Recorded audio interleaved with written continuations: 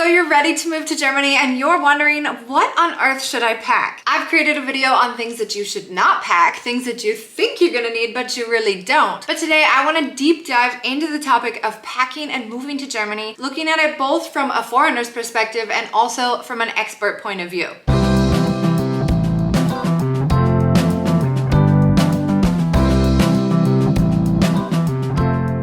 So let's start off with a question that I know many of you are dying to ask, and that is it even worth moving all of your stuff over here to Germany? I decided to move over to Germany at the young age of 23, and to be honest, back at home, I didn't really have much. I had like old secondhand stuff from IKEA that I really didn't mind parting with. I was actually excited to have this fresh start in Germany and be able to see what it's like to buy furniture here, secondhand furniture, new furniture, and just understand their styles and designs. So I really embraced the fact that I didn't want to bring anything with me from Canada, but it really is going to be different for everyone. For example, you guys probably know me already. In a previous video, I showed you a sneak peek into my house and where exactly I get all my furniture from. I am a flea market fanatic. I love shopping at the secondhand stores here in Germany. Their flea markets are amazing. So this is the route that I always choose to go. But for those of you who hold keepsakes dear to your heart and have memorabilia and furniture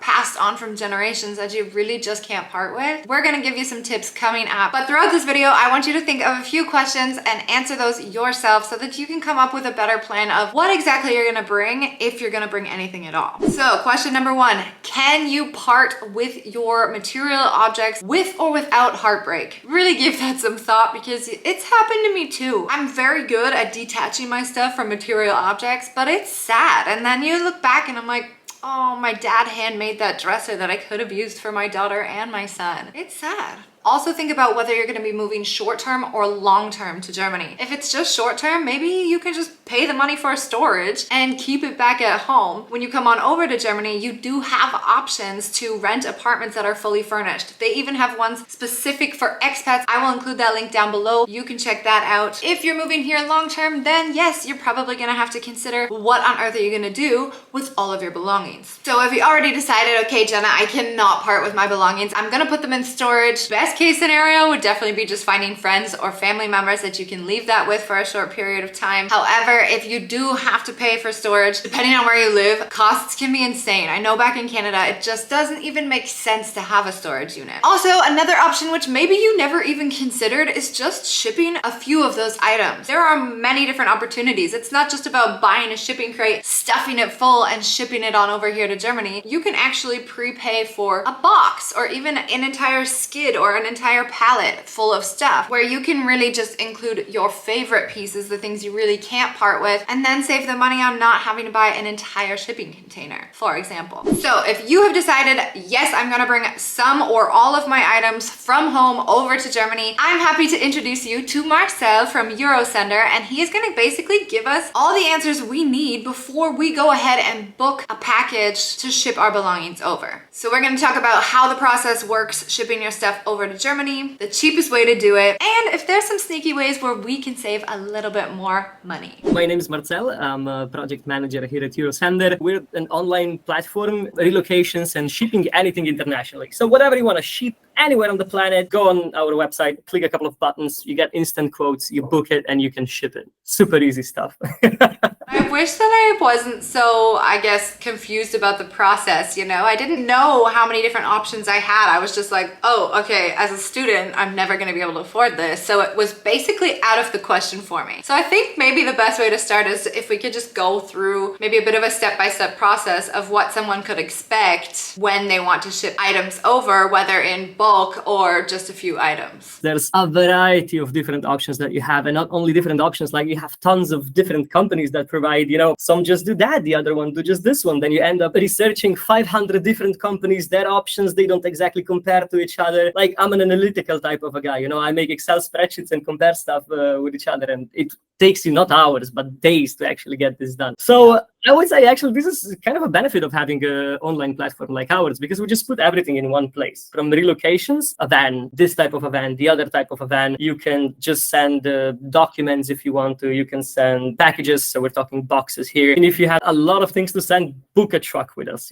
It is possible. The way to do this is quite straightforward. You go on the platform. It's just a couple of information that we really need is from where to where you want to ship anything, and then the weight and dimensions of this item, right? So we know if you want to send a letter, do you want to send a box? Is it something more? Honestly, that's it. You can play with it, change the dimensions a little bit. This price will change dynamically, and you just go with whatever fits your needs best. It's super easy. What always confused me was the weight, because even when I'm like sending packages to Canada of like presents, and they're like, how much does this weigh? I'm like, I can't weigh like a 1 kilo item on a personal like body scale at home. But then also when people want to get a quote, they usually are trying to get a quote and they don't even know like how much it's gonna weigh. Is there any type of like leeway where you say, okay, I want to book a package but I don't know, and then later on say, okay, I've got all these boxes, now I know how much it weighs, and then you can kind of price them that way? The good thing is that, as I said, when you can play with this little calculator that we have online, so you can just you say, okay, this is 5 kilos, this is 6 kilos, this is 20 kilos, and it will give you different prices. In terms of shipping and logistics, the weight is super important. My recommendation is, if you're not exactly sure how much something weighs, so you're kind of in between these two things, put a bit of a higher weight into this quote, right? Honestly, if something is lighter than what you wrote down, nobody's going to complain. No, and you're going to have zero issues about it. It's going to be all fine. Otherwise, you might get surcharges, right? And this will happen with any courier anywhere. Is there anywhere where you can like weigh your stuff beforehand so that you're like aware of how much it's gonna cost? You have to just kind of rely on what you have at home. I mean, some scales don't recognize the weight if it's not above a certain limit, but I saw those like really cool kind of gadgets that usually used to weigh luggages. A couple of euros to have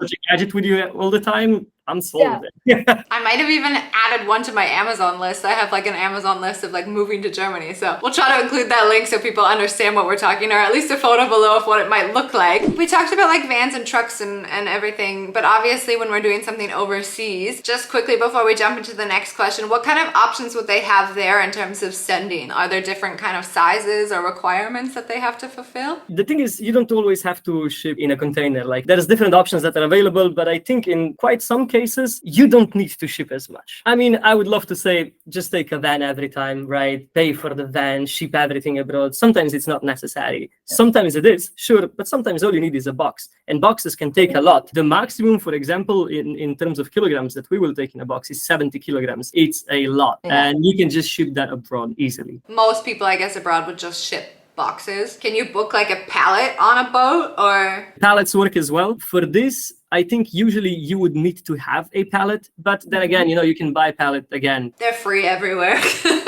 You can just find a pallet, and as long as you can stack stuff on the pallet, it will work out. So you got different boxes, right, and stack them on the pallet and then ship a pallet. And then they'll have like the height and weight restrictions. The best is just to go online and look for the dimensions that fit on a pallet. I mean, pallets come in standard sizes, right? And you just need to be able to to put everything on it. Okay, I was gonna ask as well, let's talk about money and where we can save on different aspects of the move. I mean, one might even be, like when you buy stuff in bulk, for example, like at a grocery store, they say, buy 2, get 1 free or something. If I were to say, okay, I want to ship 6 boxes, but in reality, if I put those 6 boxes on a pallet, it would be the same amount. If that is an option to save money, and also what are other tips for saving a little bit more money when shipping your belongings abroad? Now, it depends from case to case, but one or the other option might be cheaper. But I think that's why it's nice that, you can just go online and just play with the editor actually and see what will end up being better for your specific case. But in a lot of cases, that is true. When it comes to little things like, for example, boxes, if you're sending a package, so you're sending a box from anywhere, you're gonna need a box. You can go again online, e-commerce, buy a bunch of boxes, but I feel silly buying those boxes because then again, I already received that many boxes from different purchases. I have them, then I kind of throw them away. Some I put somewhere in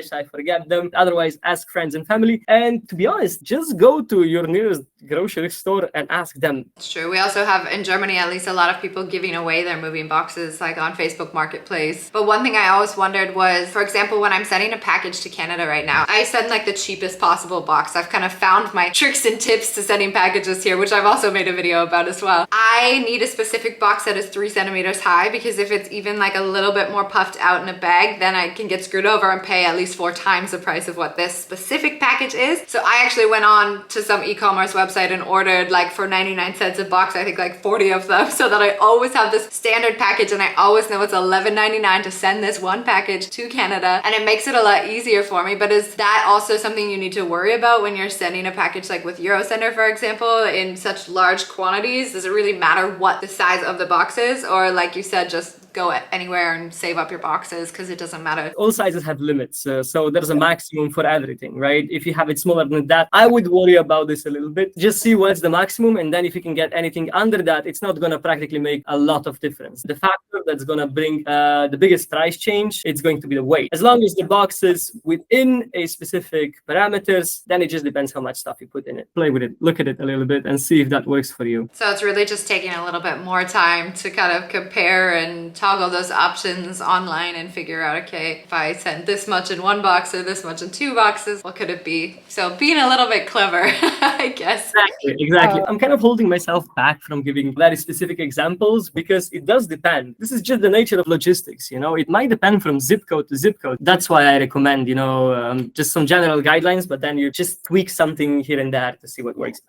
And we also have, when we're talking about saving money, we have a lot of moving companies here or coming to Germany that have these kind of all-rounder packages, which is great for the people who have the money to afford it and they want, like, for example, this door-to-door service. You can even hire people to like pack your boxes for you. But for many people, I think they're willing to take out all of that added fluff, pack their boxes themselves, ship it out. Like, do you have any tricks in this regard of things to look out for that we can save money on? I would say, for example, when it comes to moving, if you're moving with a van, it's actually not necessary to put things in boxes because the van's going to be only for you. So if you want to just put everything in the van and ship it like that, that's totally fine. So you don't need to worry about how to pack something or with somebody to help you even with packing. But here's always a but, right? I would put some either bubble wrap or, you know, blankets around items. Some items maybe to consider put them into boxes. I mean, you can get help from the drivers to help you unload and offload stuff, but you'll pay less if you just do it on your own.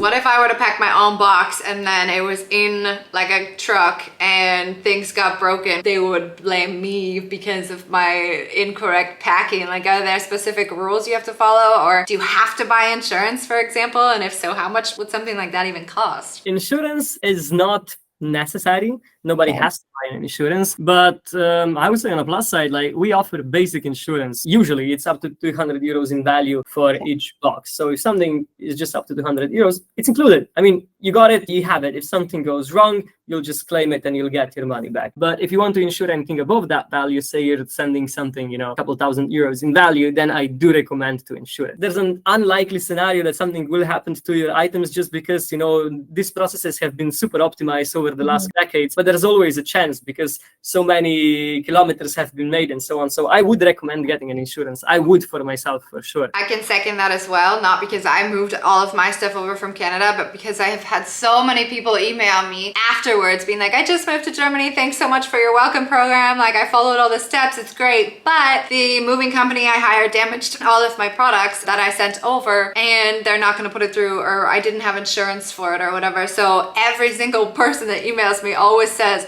the biggest mistake I made when moving all of my stuff was not getting the insurance for it. I think it's like this with any company in any industry. If you are not going to secure the item that you're sending correctly, then ultimately if something is going to go wrong, it's going to be your fault. Yeah, that's true. I mean, this is across all industries, right? This is everywhere. It happens like this. So I'm just saying, pay extra attention to this, and Get an insurance for a peace of mind. Then you don't worry. Problem is solved. I'm definitely that type of person who would also choose to pack the stuff myself because I'm like overly organized and anal, and I know I can do it better than anybody else, which is good. But the easiest way to kind of compare EuroSender from other moving companies is that it's not really like this all-in-one, like we're adding all these added additional expenses to make your journey like super easy, whatever, and then you find out the price and you're just like, oh my god, I can't afford it. EuroSender is kind of like, it might sound silly, but I would like to compare it to like the IKEA of like furniture, you know, you've got everything you need. It's there, you have to build it yourself, but it's good quality and you're getting, you know, what you need when you need it. So it's really just kind of comparing your options and understanding what available options there are for you. And if you do want this all-in-one service, then there's tons of moving companies that can offer that. But if you want to go your own route and really find your price and point that works for you, then you've also got these online options like EuroSender, which is good. How much notice would you need, or would one of us need to give you guys if we wanted to send out, say, a pallet maybe from the States versus a truck from Italy? When it comes to how much notice is needed, I would say really minimum. Like, for us to organize something, sometimes it's just a couple of hours in advance. We can organize a van to be at your place, pick up everything, start driving. I would say if you plan on moving last minute, plan on moving. Nobody really plans on moving last minute. I mean, if it just happens that you need to move last minute, we will be there the same day if you call us in the morning. I don't recommend it. And then in terms of how quickly this can be delivered, vans do from 600 to 700 kilometers a day. So I would say pretty much anywhere within Europe, you can have your stuff delivered in 24 to 48 hours. You know, like Europe's pretty small. And when you're coming from North America, I guess the cheapest route then would just be go by sea freight. Do you have like specific partners that are more affordable than others, or how do you deal with that? Everything that comes from North America, from Canada to Europe is either air freight or, you know, sea freight. Air, super quick. Once it's in Europe, it's going to be at your destination next day or in 2 days. So that's really fast process. By sea, it takes a bit less time, and prices usually reflect this as well. You're going to pay a bit more for extra speed or a bit less if you have time. I mean, if you know in advance that you're going to move and you're not in a hurry, plan everything easily and go for the more affordable option. I would. We have a couple of 100 partners that we work with all across the globe. So that's really a lot of couriers everywhere. I would not say there's always a specific partner in play for a route. It depends what type of package you want to send, how heavy it is, from where to where you want to send it, at what speed you want to send it. And then when we know what you want, we will serve you the best option. The most affordable, the most reliable, and the quickest. So it's really just kind of picking and choosing what you want. If it's the cheapest, then we could let you guys know we want like the absolute cheapest method. I don't care if it comes in 6 months. I mean, I'm sure it won't take 6 months, but you know what I mean. And that leads me really to my last question, which is a big question for many internationals. And that is, what about if they're moving here, they're staying in an Airbnb or some sort of fully furnished flat for a couple months just to get settled, and then eventually they want to bring their stuff over. If the services arrive too soon, is there a storage option for them to hold it? Would there be an extra cost? Or is it possible really to choose your date and say, hey, I'm not sure when I need my stuff just yet, but it definitely has to be out of France, say. I just don't have space for it yet. Like, what would those options be like? I would say like this. We do have an option to choose the specific date when you want stuff to be picked up. So if, for example, let's say you moved from France to Germany, right? You've flown out from France. You're fine with your stuff staying at the house in France. You can do this. Just leave it there. We'll come pick it in a week, 2 weeks, 3 weeks, however you want. You just choose the date. And the same is with the delivery date. You can choose whenever you want to get it delivered. So you have this option to play with dates when something needs to be picked up or dropped off. But in terms of, do we have like a warehouse, a storage place that we could store them for a longer period of time? Unfortunately, not at the moment. We are currently working on expanding this. Right now, it really would be on the customer to do a little bit of research. Where can I find a storage facility in the location that I'm at? For example, in Düsseldorf, I've even put together a blog post on all the best places that you can store your belongings here at Düsseldorf until you have that option to move into your official flat. There are tons of options here in Germany. I wouldn't worry at all in terms of prices. They're much better than Canada. It's not cheap, but again, it's temporary. So that's Always something to keep in mind. But I think that this call has been very, very helpful. Thank you so much. Well, thanks, Jenna. It was a really nice chat. I hope I could help you and the readers understand how shipping works a little bit better. It's a complicated topic, but if you need anything, you can always just talk to us and we'll be super happy to help. So I hope this video was really helpful for you. Thank you so much again, Marcel, for providing this expert advice. If you have more questions, feel free to leave them down in the comment section below. You can also send Marcel or myself an email. And he is also part of our expert team over on lifeingermany.com, so you can go check him out there as well. Vielen, vielen lieben Dank. Good luck with your move to Germany und wie immer, bis später.